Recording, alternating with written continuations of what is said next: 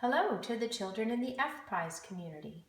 My name is Claudine Krangle, and I am the author of Woolfred Cannot Eat Dandelions. Woolfred is a sheep who can't eat what all of the other sheep are eating. You and I both know what that's like. I couldn't eat lots of things when I was a kid, and I still can't eat them now that I've grown up. I don't feel sad about that anymore, and I wrote this book in hopes that it would help kids with food-related conditions, except that not everyone can eat everything. As part of your special global conference, I've been invited to read the story of Woolfred to you. So, here we go. Woolfred Cannot Eat Dandelions, a tale of being true to your tummy.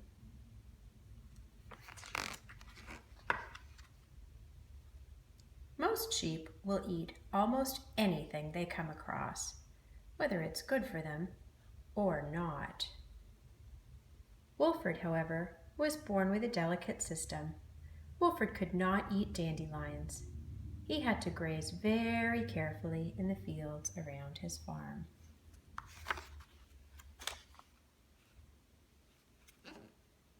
Over time, he grew tired of nibbling around the dandelions in his field. It wasn't fair. The other sheep could eat whatever they wanted. One day, Woolfred decided he'd had enough of being so darn careful.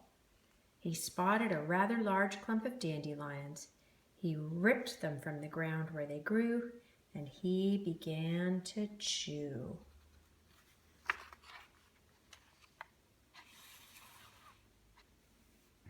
Oh my, they were absolutely delicious.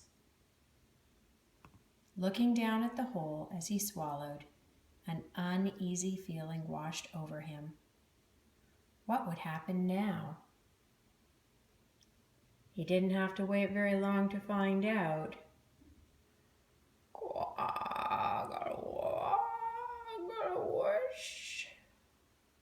The rest of the sheep stopped in their tracks. What was that funny noise?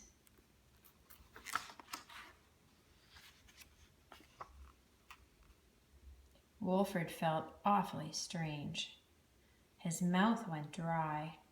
His belly was growing big like a balloon. His legs went all wobbly. Thud! Down he went, and out came the dandelions.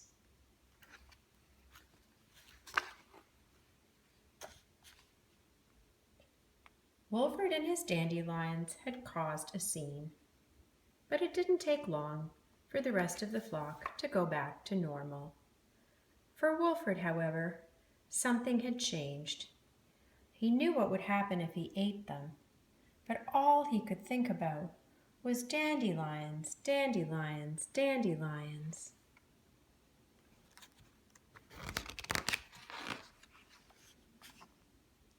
After days of staring at those sunny yellow flowers, he had an idea.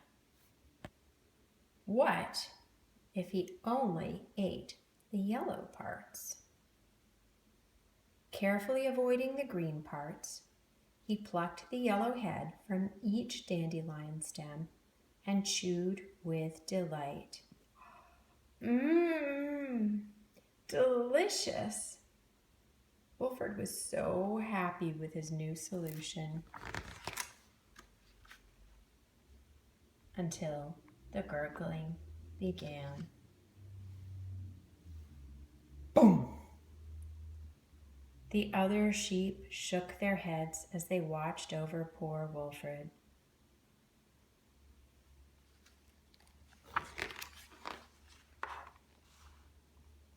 The flock begged him to leave the dandelions alone and come play. But Woolfred had to see what happened when he only ate the green parts. Oof, I think we can all guess how that went.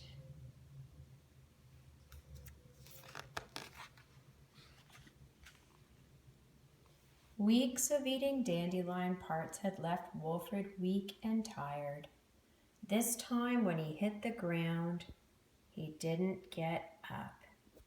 He lay there for a very long time in a restless sleep.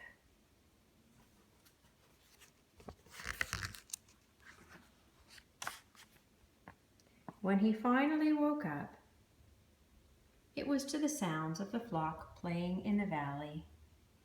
He watched from the top of the hill as the rest of his friends frolicked together. Some sheep were leaping over puddles. Others huddled around giggling.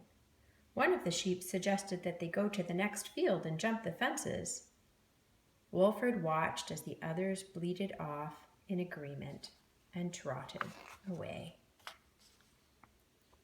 He didn't like missing jokes, and he certainly enjoyed leaping over puddles. He gave himself a shake. What was he doing just standing there? He was going to miss the fence jumping. As he charged down the hill to join the others, Woolfred hardly noticed the dandelions, just as he'd hardly noticed so many things. Dank rolls in bad smells. Lana sneezes whenever she's near clover. Franklin secretly snacks on flies. Daisy has no sense of direction. Lois has ticklish hooves. And Marino, poor Marino, is terrified of bees. This is Hoof, and Hoof stutters when he's scared. Bert likes to scratch his bottom on the ground. Ruby, she baws in her sleep. And Woolfred, well, he cannot eat dandelions. So, that is the story of Woolfred. He learned that everyone has something about them that makes them different or unique. Some of these things are talents, some are quirky habits, and some are special conditions that require us to take care of ourselves.